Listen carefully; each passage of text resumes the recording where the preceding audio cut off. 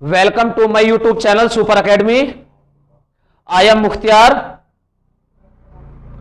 तो मेरे भाई और बहनों, आज जो हमारी क्लास होने वाली है वो इंडियन पॉलिटी क्या चौथी क्लास होने वाली है।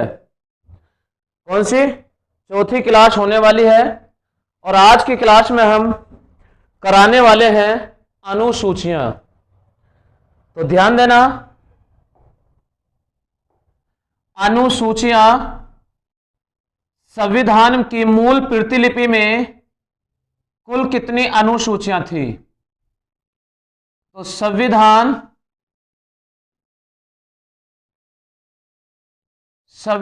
की मूल प्रतिलिपि में कितनी अनुसूचियां थी, यानी हम कह सकते हैं मूल संविधान में कितनी अनुसूचियां थी? तो मूल संविधान में 8 अनुसूचियां थी। और कितनी वर्तमान में अब कितनी अनुसूचियां हैं? वर्तमान में मूल संविधान में कितनी अनुसूचियां हैं और वर्तमान में कितनी अनुसूचियां हैं? 12। कितनी? 12 सूचियों को हम क्या बोलते हैं? शेड्यूल। अंग्रेजी में बोलते हैं शेड्यूल। तो ध्यान देना, हमारा जो आज का टॉपिक होगा 12 के 12 अनुसूचियों को उंगलियों पर बिल्कुल याद करना होगा। क्या? उंगलियों पर एकदम ऐसे रट जाना चाहिए, सूची कहीं से भी कुछ भी पूछे। अनुसूचियां।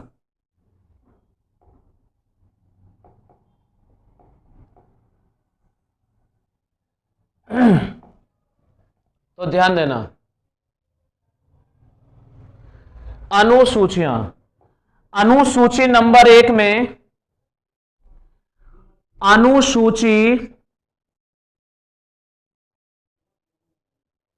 अनुसूचियां नंबर 1 में क्या कहा गया है? अनुसूची नंबर 1 में कहा गया है कि भारत में 28 राज्य है और 8 केंद्र शासित प्रदेश हैं। क्या? भारत में 28 राज्य है और 8 केंद्र शासित प्रदेश हैं। अनुसूची नंबर 1 में कहा गया है। तो लिखिए, भारत में 28 राज्य है, 28 राज्य है व 8 केंद्र शासित प्रदेश हैं। 8 केंद्र शासित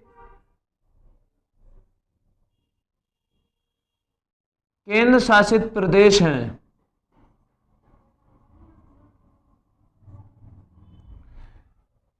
तो मैंने क्या बताया? मूल संविधान में 8 अनुसूचियां थी, वर्तमान में 12 अनुसूचियां हैं।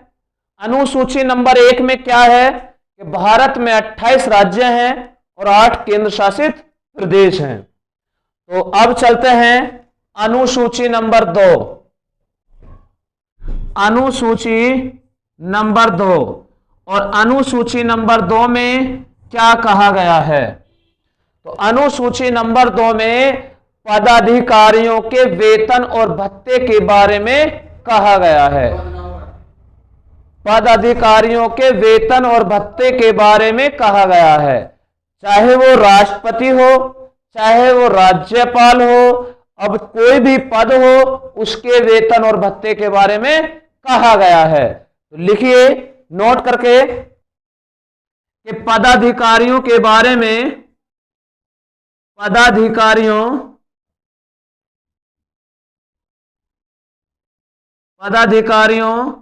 के वेतन व भत्ते।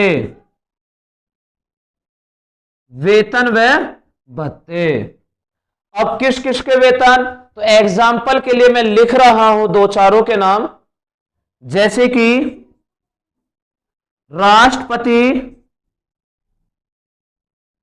राष्ट्रपति अंग्रेजी में बोलते हैं प्रेसिडेंट। बात करें राज्यपाल, अंग्रेजी में बोलते हैं गवर्नर। बात करें लोकसभा का अध्यक्ष, लोकसभा का अध्यक्ष जिसे हम स्पीकर कहते हैं, क्या बोलते हैं? स्पीकर। आगे बात करें लोकसभा उपाध्यक्ष, लोकसभा का उपाध्यक्ष, लोकसभा का उपाध्यक्ष। बात समझ में आ गई? और भी लिख लेते हैं, राष्ट्रपति, राज्यपाल, लोकसभा का अध्यक्ष, लोकसभा का उपाध्यक्ष, राज्यसभा, राज्यसभा का सभापति, राज्यसभा का सभापति। आगे बात करें राज्यसभा का उपसभापति, उपसभापति। बात समझ में आ गई? तो फिर दोबारा से रिवाइज करें। अनुसूची नंबर 1 में भारत में 28 राज्य और 8 केंद्र शासित प्रदेश हैं। अनुसूची नंबर 2 में पदाधिकारियों के वेतन और भत्ते हैं, जैसे कि राष्ट्रपति, राज्यपाल, लोकसभा अध्यक्ष, लोकसभा के उपाध्यक्ष, राज्यसभा का सभापति, राज्यसभा का उपसभापति, यानी जो भी अधिकारी हैं उनके वेतन और भत्ते। अब बात करें अनुसूची नंबर 3, तो अनुसूची नंबर 3 में शपथ के बारे में बात कही गई है। तो लिखिए अनुसूची नंबर 3, अनुसूचियां। तो अनुसूची नंबर 3, अब अनुसूची नंबर 3 में क्या कहा गया है? शपथ ग्रहण करना, यानी शपथ ग्रहण करना।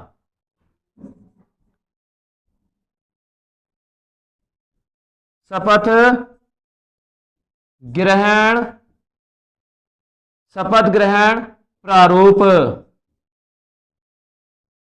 ठीक है, देखा होगा जब कोई व्यक्ति शपथ ग्रहण करता है, ठीक है, तो उसमें जो आपका पता होगा शपथ ग्रहण करते टाइम उसमें ये ना बोला जाता कि कसम परेड जो दी जाती है वो यही होती है, तो जो कसम परेड दी जाती है जिसमें शपथ ली जाती है, जिसमें कहते हैं कि मैं शपथ लेता हूं कि अपने जितना भी अपने पूरे कार्यकाल में कोई गलत काम नहीं करूंगा, पूरे संविधान के खिलाफ कोई काम नहीं करूंगा, संविधान के अनुसार चलूंगा, ये जो लिखा जाए यानी ये जो शपथ ली जाती है। लेकिन आप ऐसा मत करना कि दिल्ली पुलिस में या यूपी पुलिस में सेलेक्ट होने के बाद आप कहो कि मैं शपथ लेता हूं कि जब तक रहूंगा और डंडा ही बजाता रहूंगा।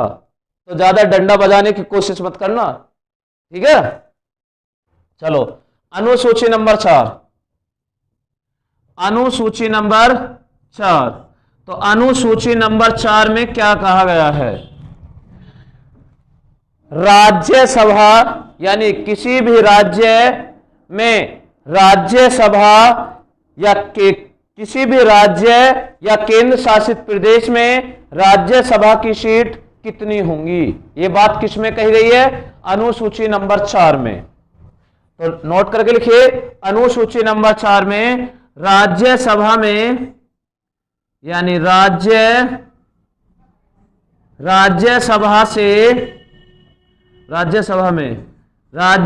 में राज्य व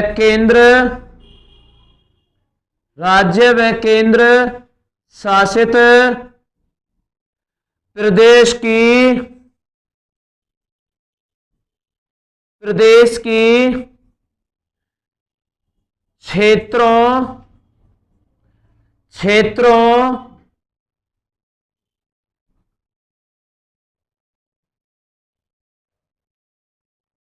देखो अनुसूची नंबर 4 में कहा गया है राज्यसभा में राज्यसभा में राज्य व केंद्र शासित प्रदेश में, केंद्र शासित प्रदेश में कितनी सीटें होंगी, कितनी सीटें होंगी।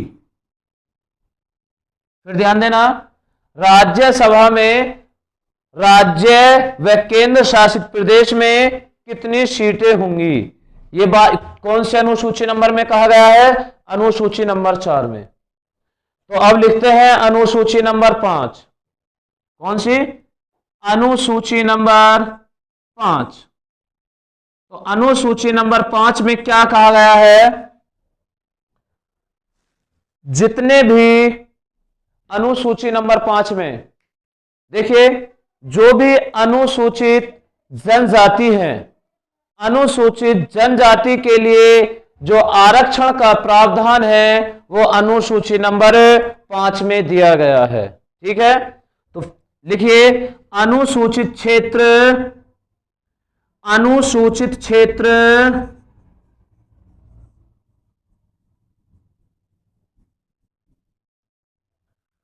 अनुसूचित क्षेत्र या अनुसूचित जनजातियां या अनुसूचित जनजाति, अनुसूचित जनजाति क्षेत्रों का प्रशासन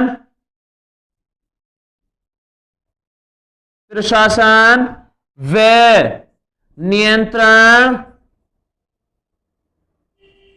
नियंत्रण का उल्लेख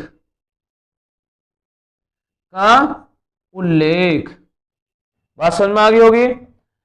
अनुसूची नंबर 5 में अनुसूचित क्षेत्र व अनुसूचित जनजाति क्षेत्रों का प्रशासन व नियंत्रण का उल्लेख, यानी जो भी अनुसूचित क्षेत्र हो या अनुसूचित जनजाति का क्षेत्र हो, कोई सी भी, जिसे हम एससी या एसटी कहते हैं, इन दोनों में से भी किसी भी क्षेत्र का प्रशासन व नियंत्रण का उल्लेख कैसा होगा।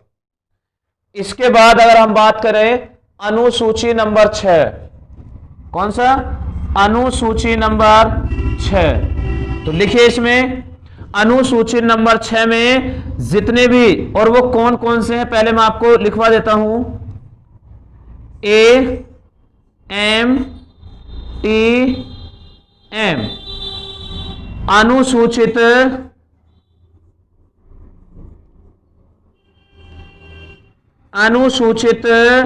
जनजाति, अनुसूचित जनजाति में कैसा प्रशासन होगा, कैसा प्रशासन होगा।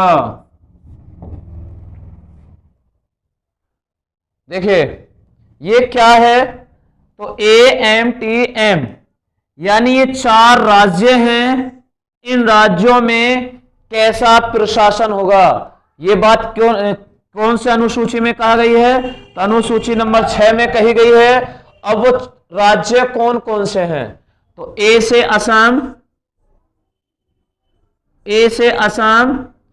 एम से मेघालय, टी से त्रिपुरा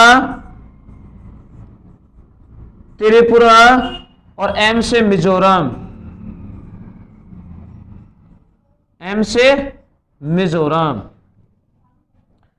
तो ये 4 राज्य हैं जिन्होंने अनुसूचित जनजाति में कैसा प्रशासन होगा। यानी मैं ये कहूं ऐसे राज्य जिनमें चारों में कैसा प्रशासन होगा, ये इनके लिए अनुसूची नंबर 6, शेड्यूल नंबर 6। अनुसूची नंबर 7, बात करते हैं अनुसूची नंबर 7 की। अब अनुसूची नंबर 7 में किस चीज का वर्णन दिया गया है? तो अनुसूची नंबर 7 में देखिए इसमें कहा गया है, अनुसूची नंबर 7 में क्या कहा गया है? तो आप सुनिए, शक्तियों का विभाजन, किसका? शक्तियों का विभाजन।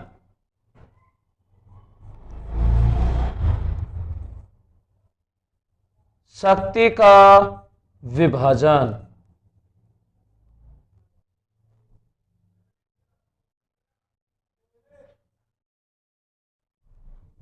शक्ति का विभाजन कौन सी अनुसूची में कहा गया है?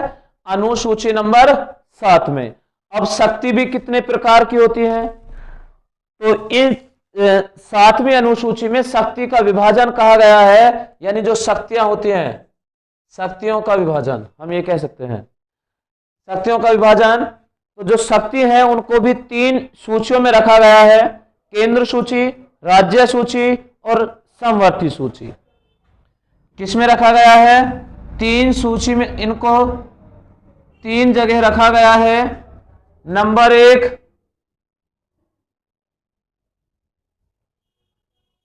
1, केंद्र सूची।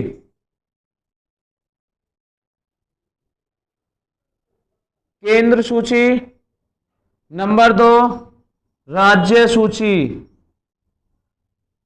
राज्य सूची। नंबर 3, समवर्ती सूची। समवर्ती सूची।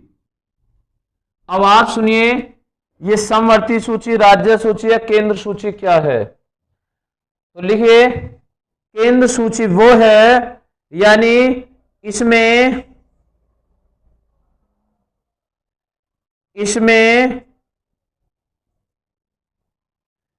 केवल, या हम ऐसे भी कह सकते हैं, इसमें ऐसे विषय आते हैं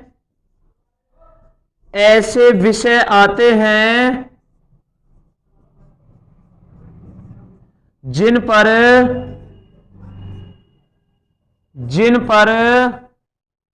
केवल केंद्र सरकार कानून बनाती है। कानून बनाती है।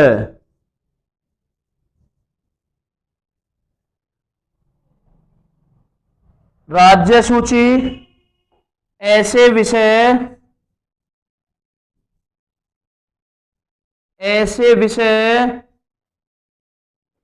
जिन पर केवल राज्य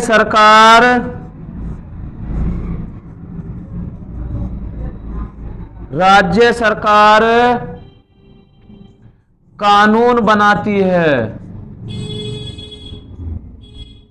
कानून बनाती है।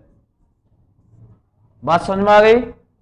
ऐसे विषय जिन पर केवल राज्य सरकार कानून बनाती है वो राज्य सूची के विषय होते हैं। अगला पॉइंट, ऐसे विषय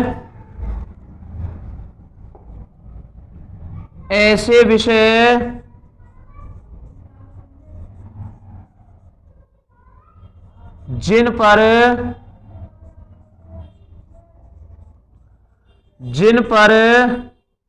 केंद्र सरकार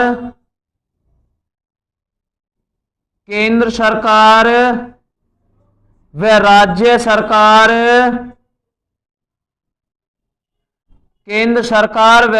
सरकार दोनों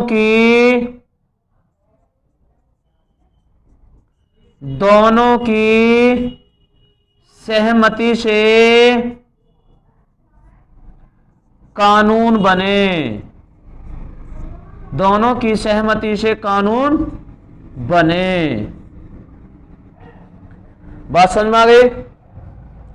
अब देखिए, चमक तो रहा होगा सभी को? नहीं चमक रहा? देखिए, अब तो चमक रहा होगा सभी को।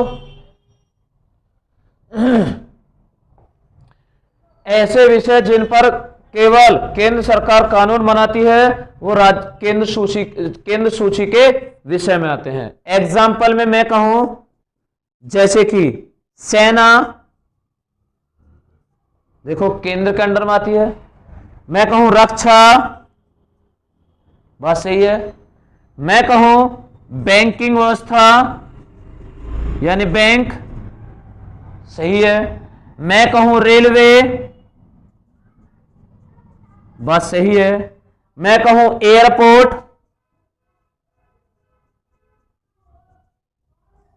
बात सही है। तो बात समझ में आ रही होगी। यानी ऐसे विषय जिन पर केंद्र सरकार का अधिकार हो, जिन पर केंद्र सरकार कानून बना सके, वो केंद्र सूची के अंतर्गत आते हैं।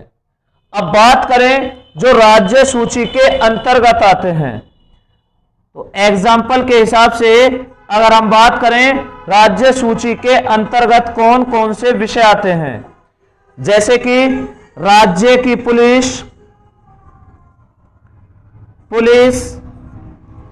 जैसे कि जेल, जो कारागार होती है, कारागार जेल, ठीक है। और भी क्या करें, सड़क,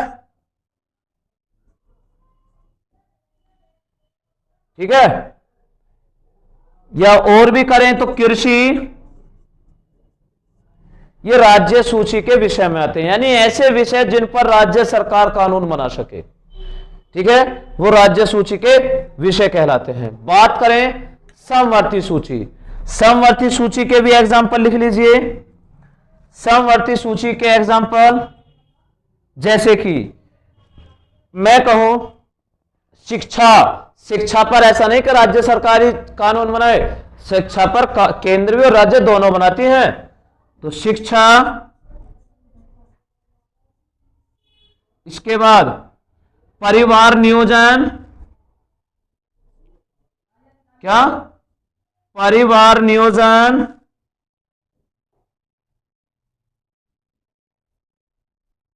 परिवार नियोजन, बात समझ में आ रही होगी। मैं कहने लग जाऊं समाचार पत्र, समाचार पत्र, मैं कहने लग जाऊं प्रदूषण, नहीं चमक रहा क्या, चमक रहा तो होगा,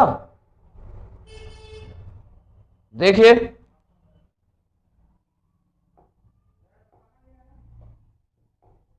नहीं चमक रहा, देखो अब चमक रहा होगा, चमक गया,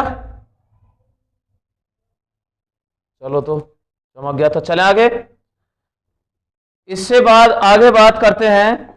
मैंने कहा केंद्र सूची, केंद्र सूची में प्रेजेंट में कितने विषय हैं, केंद्र सूची में प्रेजेंट में कितने विषय हैं, तो प्रेजेंट में केंद्र सूची में 100 विषय हैं। कितने, 100। अब से पहले 97 थे, लेकिन अब कितने विषय हैं, 100 विषय हैं। राज्य सूची में अब से पहले 66 थे, लेकिन प्रेजेंट में कितने विषय हैं, 61 विषय हैं। बात करें समवर्ती सूची में अब से पहले 47 विषय थे, लेकिन प्रेजेंट में कितने विषय हैं, 52 विषय हैं। तो ये भी बात आपको याद रखनी होगी, ठीक है। इससे आगे चलते हैं। अनुसूची नंबर 8, अनुसूची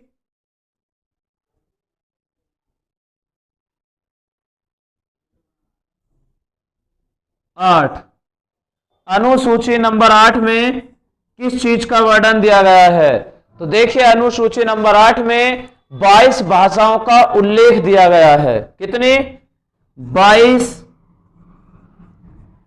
भाषाओं का, 22 भाषाओं का उल्लेख दिया गया है, 22 भाषाओं का उल्लेख दिया गया है। 22 समझ में आ गई।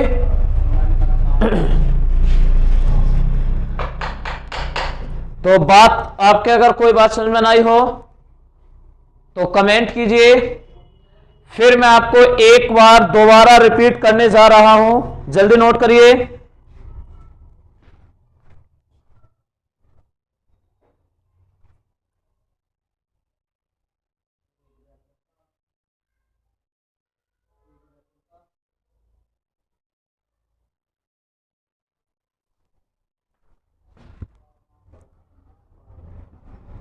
ध्यान दें, अनुसूची नंबर 1, फिर देखना एक बार,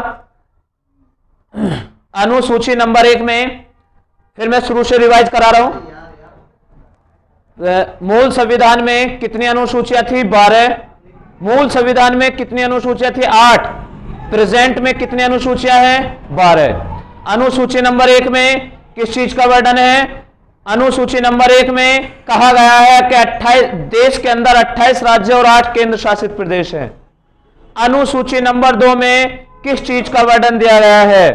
तो अनुसूची नंबर 2 में वेतन, पद अधिकारियों के वेतन और भत्ते के बारे में कहा गया है। अनुसूची नंबर 3 में शपथ ग्रहण प्रारूप दिया गया है। अनुसूची नंबर 4 में राज्यसभा की सीटों के लिए किस राज्य में कितने और किस केंद्र शासित प्रदेश में कितनी राज्यसभा सीट होंगी? बात समझ में आ गई? अनुसूची नंबर 5 में जो अनुसूचित जनजाति यानी एससी और एसटी की अनुसूचित जनजाति क्षेत्रों में कैसा प्रशासन होगा? अनुसूची नंबर 6 में 4 राज्य जो बताए थे, असम, मेघालय, त्रिपुरा, मिजोरम, इन राज्यों में कैसा प्रशासन रहा होगा? अनुसूची नंबर 7 में शक्तियों का विभाजन, और उन शक्तियों को कै भागों में बांटा गया? 3। नंबर 1 राज्य सूची, नंबर 1 केंद्र सूची, नंबर 2 राज्य सूची, नंबर 3 समवर्ती सूची। राज्य सूची में मूल संविधान में कितने विषय थे? केंद्र सूची में कितने विषय थे? 97। प्रेजेंट में 100 विषय हैं। राज्य सूची में पहले 66 विषय थे और 61 विषय हैं। समवर्ती सूची में 47 विषय थे और प्रेजेंट में आज 52 विषय हैं। बात करें अनुसूची नंबर 8 की। अनुसूची नंबर 8 में कहा गया है कि भारत में 22 राज्य है, यानी भाषा का उल्लेख दिया गया है। और कितनी भाषाओं को मान्यता प्राप्त है? 22 भाषाओं को मान्यता प्राप्त है। ठीक है, तो आज की क्लास में हम यही रुकते हैं, यानी आज की क्लास हम यही विराम देते हैं, फिर नेक्स्ट क्लास में लेकर आते हैं।